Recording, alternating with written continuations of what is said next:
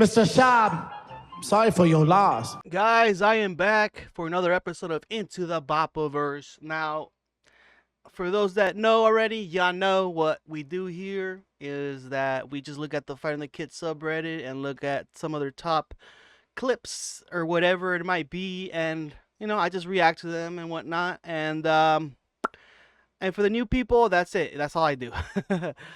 Just react to shit. And yeah, let's just start it. Let's go. As always, let's start with a funny clip. Season 2, we went to Europe, Africa, and Damn, you went to Africa? well, just for one location. God damn it! What was I gonna say? We were in Morocco. Jesus Christ, dude. People say Africa like it's a country. I do it too all the time. Africa is a country. That's a big It's continent. continent though, yeah. So like a whole Egyptians continent. are technically African, Yeah, and yeah, yeah. Moroccans Yeah, are. for Everybody's claiming Africa, but it's a See, whole Africa could be continent. so many different places.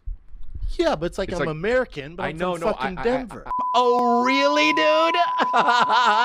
All right, guys. So here's the first clip we got. It's called "Do You Like Your Opportunities? Thank Them." So this, just a little context. They're talking about Georgie. Georgie or George used to work, I guess, as an intern, unpaid intern for, Brendan.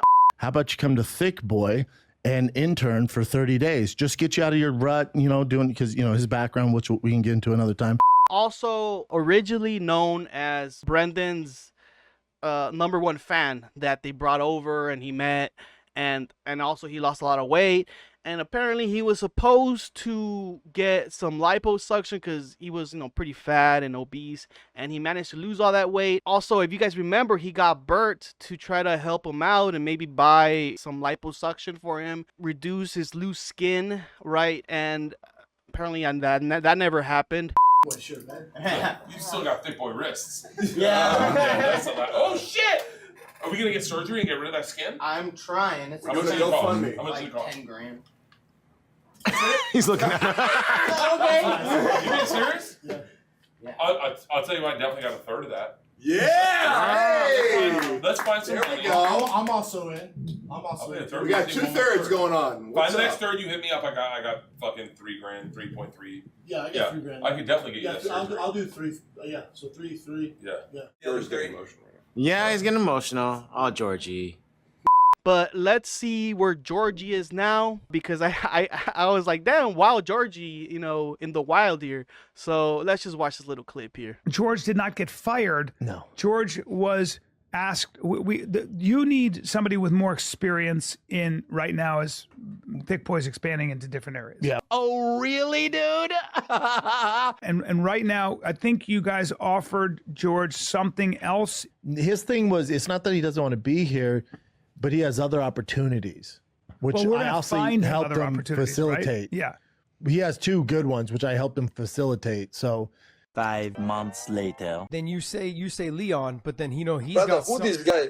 He don't have question. He does just listen us. Yeah, he just produces this. He listens to us. He'll make funny faces though. Yeah. if those don't work out, he can come back here. That it's always open. I love George. I talked to George probably more than anybody in here besides you. Yeah, and I talked to George him every too, and single day. we're gonna. I talk to him every day. He'll make funny faces though. Yeah. Okay, let's get to at the end of the part where Brendan says that he talks to him every day. I love George. I talked to George probably more than anybody in here besides you. Yeah. Obviously, if you know Brendan, that's probably a lie. He says that about everybody. Yeah, it's one of his ad libs, right? Like, that's what it is. And it's funny. I mean, maybe he did give George here an opportunity to go on, what are they called? I forgot their names. Josh Thompson and John McCarthy's podcast, and he's working for them. I don't know. I honestly don't know. Maybe he got enough training from Chin, taught him how to edit, and because apparently he was doing like, reels and shorts and TikToks and all that stuff. Everybody, you're gonna learn from everybody here has something to offer, man. You're getting, you didn't go to college. You're getting your fucking black belt in podcasting, social media, whatever the hell we do here. Yeah, man. You're learning how to edit, production. You have your own fucking vlog on YouTube now. And what is it? Go, George, go. Now we see him here, and I mean, it's kind of funny to see him there. Islam Makhachev was like, who the heck is this guy? Why is he just there? Why is he just standing there? Brother, who this guy? He don't have question. He just listen us. Yeah, he just produces this. He listens to us. And it's just a funny little appearance there. I didn't think I would see this guy again. I mean, I'm guessing Brandon maybe felt bad for him and told Josh and John, like, hey, can you get this guy a job? Like, he knows a little bit of whatever. I don't know. I just don't know. But it's crazy to see him here. I mean, look, props to George for doing what he wants to do and sticking in the podcast world. You know, I thought I wouldn't see this guy again, but I guess he's back, and I don't mind it. I just don't mind it. I hope he's doing well. I mean, I feel like Brendan did him kind of dirty, you know, inviting, hiring Sanaz, right? I guess she took over his position, and then, you know, George took over Mark Harley's position and all that stuff. So I guess that's where we're at now. I don't know. Let me know what you guys think about this. You think that Brendan was the one to give George the job? Let me know about that.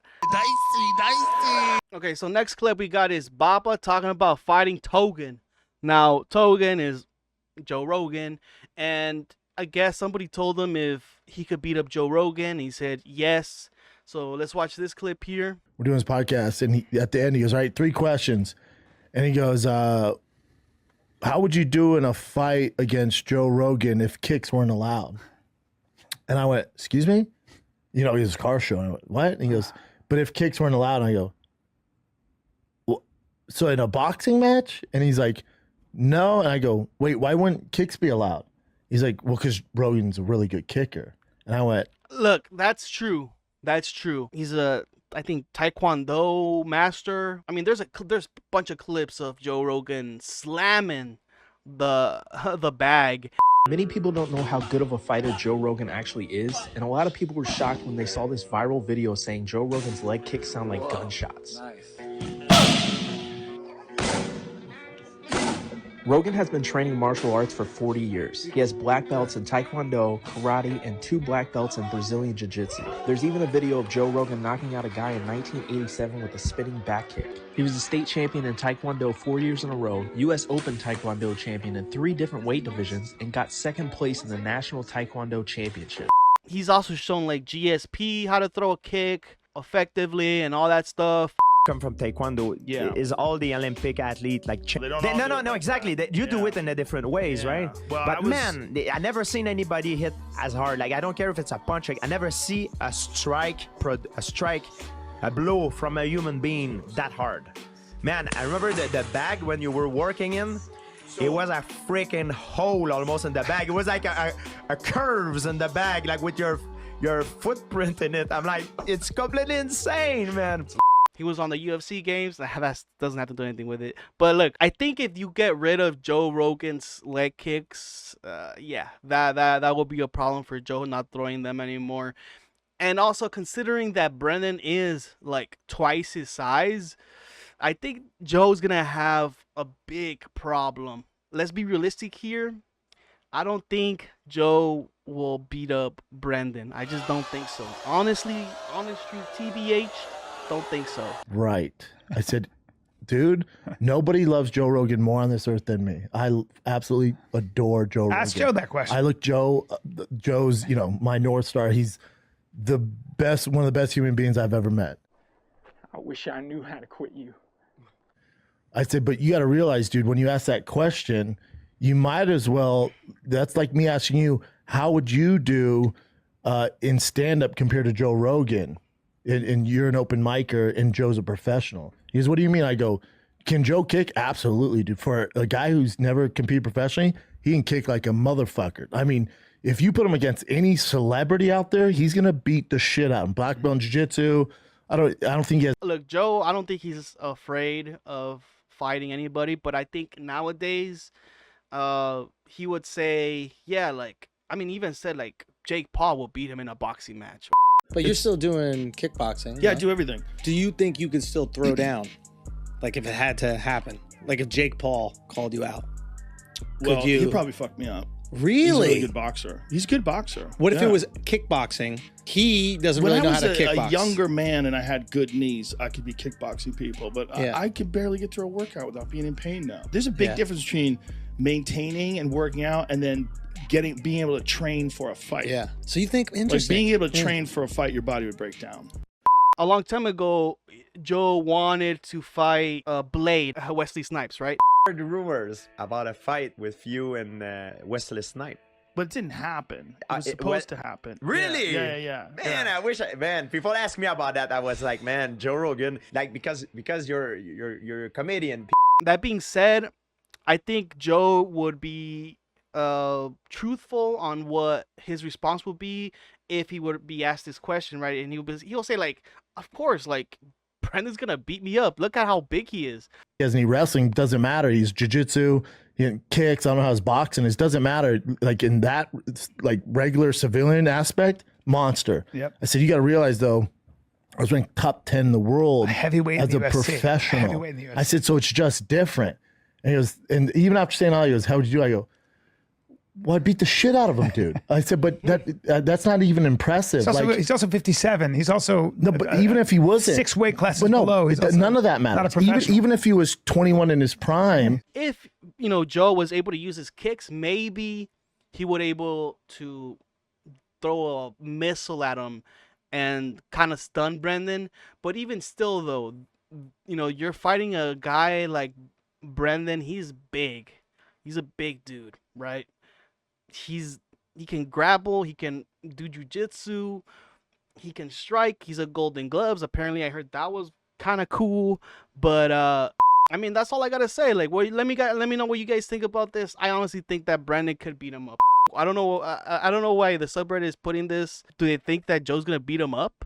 So let me know what you guys think about this. I would like to know who would win in a fight, Brandon or Joe Rogan. I honestly think that Brandon is just gonna. He's just too big for him. Honestly, let's just be honest here. we're spending your life. Next one, we got Schaub and Callen react to Ronda Rousey's book. Now, Ronda Rousey has been doing her podcast run and promoting her book. In one of the parts of her book, she talks about Schaub and how he was like manipulative and blah, blah, blah. So Chin, Schaub's producer, brings this up and wants to know, his opinion about it. And let's just watch the clip here. See what Brendan says about Ronda Rousey, his ex. Popped up today all over the place on YouTube, Instagram, everywhere. What do we got? So Ronda Rousey, apparently you're in her new memoir. Again? Yeah, I'll just show you this article here. Again? No. I don't know. Of playing mind games. That's the title. Yeah, I didn't read the book, so I don't know. But it says, yeah, The book Ronda Rousey just came out, or this is old? No, this is new. This is a new one. It literally started popping up today. I saw a bunch. So I don't know if you want to talk about this or not, but she doesn't look like she's aged a minute. No. Look at that. She looks great. Her mom God. has great genetics too, though. Jeez, she looks fantastic.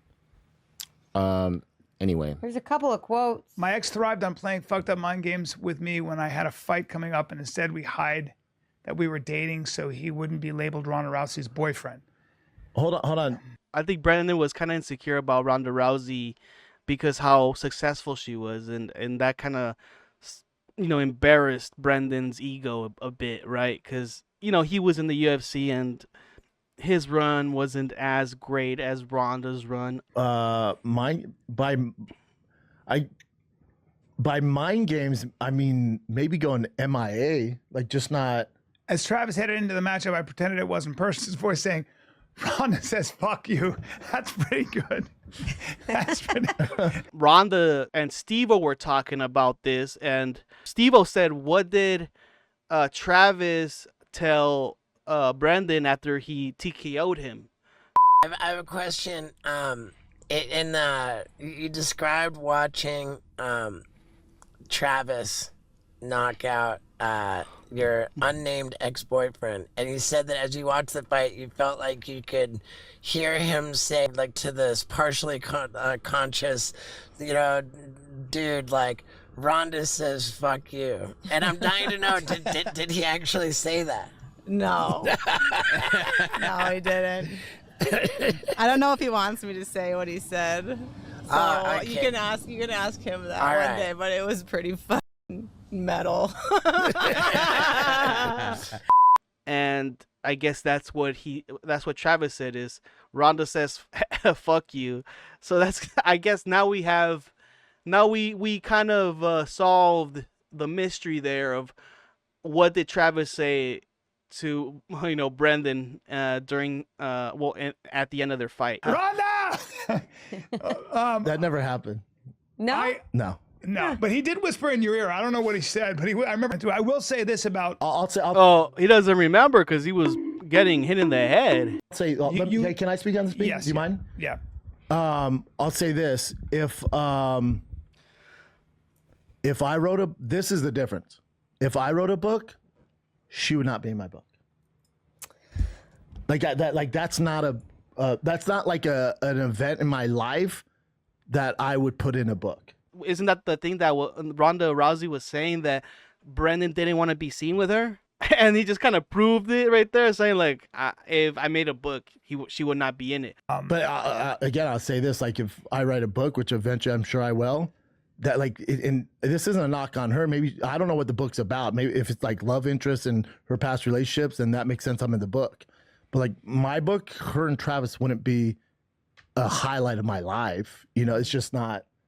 That wouldn't make my book. Because you're embarrassed of her, bro. You were embarrassed of her success, and that made you feel a certain way, right? I mean, but she has kids, and it obviously worked out, and like, it's life. Like, we weren't a match. So like, when she says mind games, no, it's not mind games. Like, the mind games came from, in all honesty, her camp. Like, that was the trouble she had, and that's a whole nother issue that she can address. I have nothing to do with that. I didn't train at her camp. I don't know the coach. I did nothing. I have nothing to do with that. Mind games. I guess when she means mind games, that would mean I wasn't into it. It wasn't a match. It just wasn't a match. So yeah. So and you were around during that time, and you knew this. I'd be like, dude, I don't know what to do. Love the girl as a friend. Well, but when it came to that, I'm like, dude, it's just not. She's not my person. I found my person. She's not my person. I think there's more context to that than he's trying to lead on to. I think what Ronda said was that what did he say? Let me see if I can pull it up here. So here's a excerpt from Ronda's book. Travis had been training with us for a while when it was announced that his first fight as an official member of our team would be against my ex-boyfriend. My ex thrived on playing fucked up mind games with me when I had a fight coming up, and insisted we hid that we were dating so he wouldn't be labeled Ronda Rousey's boyfriend. As Travis headed into the matchup, I pretended it wasn't personal. I tried not to be overly involved or emotional. This isn't my fight. I was hoping he would win, but I was in training camp, so I didn't really think too much about it. This was until on live TV, and I lost my goddamn mind, screaming at the top of my lungs, "Get him, Travis," while punching the arm of the person on my couch next to me. That's what she considers mind games. I mean, look, Ronda, throughout her conversations and podcasts and stuff, she had this thing. She had Holly Holm saying that she was lucky or whatever, and she had a whole bunch of concussions because she fell down the stairs, and she blamed that because of how she lost and blah blah blah, and how she's still the greatest woman fighter alive and blah blah blah. Any of the podcasts she was on or seen clips from them, I'm sure she hasn't changed much, and she still hasn't gotten over her loss to Holly Holm. Like, she still thinks she's the better fighter, and she thinks she's the greatest fighter of all time, actually, and she just has a ton of excuses for that fight and sounds so bitter about it 9 years later. It's crazy, all that time has passed and still she hasn't gotten over it. You'd think at this point she would just be happy with her career and how things played out. Obviously it didn't end how she wanted it to, but she still had a really impressive career. I don't think anybody's trying to debate that. I mean, at one point she might have been the most popular fighter on the planet, and she obviously had a huge impact on the UFC and MMA, but still she just shows no humility, and she refuses to admit that there were actually better fighters than her. Like, she says when she decided to leave the UFC, she was still so much better than all the competition. And then she comes up with all these excuses for the Holly Holm fight, like her mouthpiece was messed up, and apparently she fell down a flight of stairs and got a concussion 2 weeks before the fight. She says all that during this podcast, but then also, I'll play this later on, when she was on Steve-O's podcast more recently, she also added that she tore her ACL 2 weeks before the fight, which that I don't believe for a second. Like, if she was injured that badly, I don't know why she'd fight. And of course now she's saying this. You know, I feel like if it were true, she would have brought this up right after the fight, because obviously that would have been a good excuse, but I don't think she really started mentioning this until recently. It was at the point where the next fight, the first time I got touched, I was out on my feet. You know, and it's so hard because I'd never been faster, never been stronger, never had a better grasp of the game.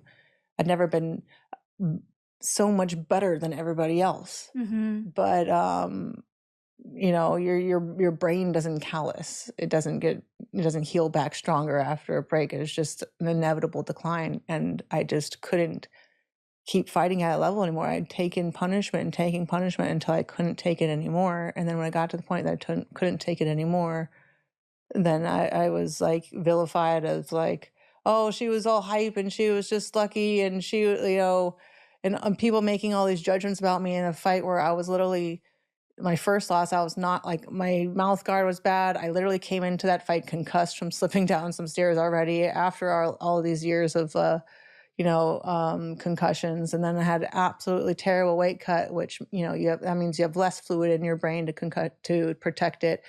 And I was out on my feet for the entire fight. I was just trying to make it look like I wasn't hurt, but I wasn't there cognitively. I couldn't think as fast. I couldn't judge distance. And just from that one fight, everybody felt like, oh, she's a fraud. And I know that, like, I'm the greatest fighter that has ever lived, but when it got to a point where I'd just taken so much neurological damage that I couldn't take it anymore. And I'm sure she's had a lot of concussions, and I don't mind her talking about that, but using that as an excuse as to why she lost against Holly or Amanda, I feel like she's just kind of taken away from what they did. You know, because Ronda's like, yeah, I had so many concussions at that point, I couldn't even think anymore. That's why they beat me. But getting concussions, unfortunately, is something every fighter deals with. You know, Amanda and Holly have had plenty themselves, I'm sure. I don't like Rousey. I just don't like Rousey. And I don't want to. I just don't like Rousey, and I don't want to take her side because I know she's probably like exaggerating this, and from the sound of Schaub, he's kind of like, yeah, maybe it did do that, but also, you know, we weren't compatible. Maybe, I mean, obviously, we saw that he didn't get with her in the end, and Travis did because he didn't mind somebody being more successful than he was in MMA.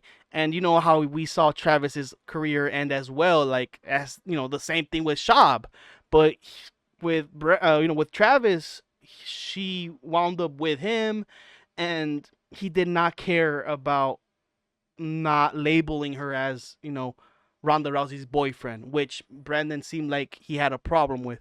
So yeah, I guess that's, yeah, I mean, even at Ronda's like episode is not, there's not too much in it, but to be mad about being Brandon's boyfriend and you know, telling people they're not, I guess that kind of like upset Ronda because, like, I mean, a lot of girls will get mad, right? Like, if it's not Brandon, imagine if it was me. I was with a girl and I was with her, right? You know, she was with me right next to me, and I said, oh, somebody told me like, hey, who's this girl? I'm like, oh, she's just my friend.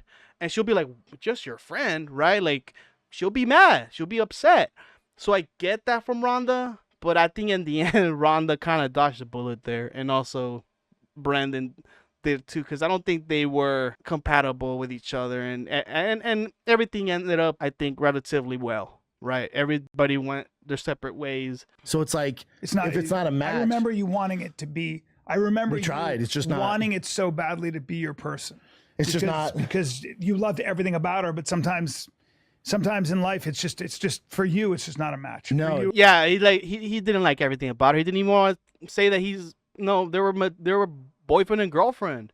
How can Brandon say that shit and say with a straight face and shit? That just doesn't make sense. just wasn't. It's not there. And again, I've had that before. And it doesn't mean she's a bad person or I'm a bad person. We're just not. Yeah. It was never going to work. I remember that so well. And I have to have that conversation. Okay, so there we have it. There, I think, yeah, it's a whole lot of bullocks. It's not that important, I think, and I just don't know. Let me know what you guys think. Because, like, honestly, Ronda Rousey, I don't like her that much. I don't know if she's kind of dramatizing things, and maybe Travis was like, yeah, I told him, babe, that fuck, Ronda says fuck you, Brandon, while he TKO'd him. I don't know. That could be true. That could be true, but I don't know. That'd be funny. That'd be funny though. Let me know what you guys think. I'll see you guys. Mr. Schaub. All right, guys, I'll end this here. Let me know what you guys think about this. Like and subscribe. Leave a comment down below. Let me know what was your favorite, and I'll see you guys for another one. Bye-bye.